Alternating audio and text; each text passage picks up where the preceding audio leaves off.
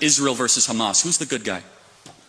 I believe both Hamas and the Israeli government are evil, but I think also that there is no justification. Are they equally? There is no justification for the murder and mutilation of thousands of innocent people and children in a futile...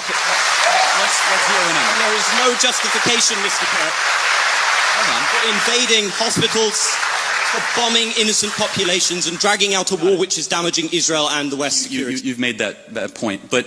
Well, it's not a point, it's a moral truth, isn't it? Okay, yeah. It was also a moral truth that the war started because 1,300 Jews were killed and 200 were taken hostage. And when you declare war on Israel, expect a firestorm in reaction. Let me finish, I let you talk. Israel, at its holiest day of the calendar year besides Yom Kippur and Rosh Hashanah, Samat Torah, the 50-year anniversary of the Six-Day War.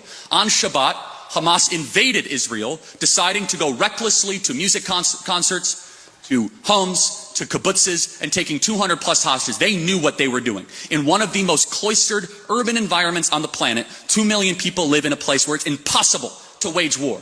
Impossible. Where they wear civilian clothing, they violate every tenet of the Geneva Convention, and the IDF, when they do something right, they get no credit. When they do life-saving surgeries of a Gazan child, they get no credit. When they drop leaflets, they get no credit. But when they happen to bomb a place where they are operating their military from, which we now know from third-party verified sources, hundreds of Hamas military operations are in mosques, schools, and hospitals. I'm sorry, the country where they were living in relative peace on October 6th, that all of a sudden we had a war, and Hamas started the war. And I don't see people that were really upset about the 2 million Germans that were killed in World War II, civilians. A tragic truth of war is that civilians die. I don't like it, and you don't like it. And they brought it upon themselves. The only operation and entity to blame is the leadership of Hamas, not the Israeli government, for fighting this defensive war after they were invaded.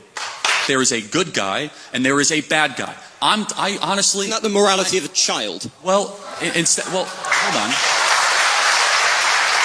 It's interesting you say that, because a child who knows that Israel is the good guy, Hamas is bad, has a lot more wisdom than a student like yourself at Cambridge University.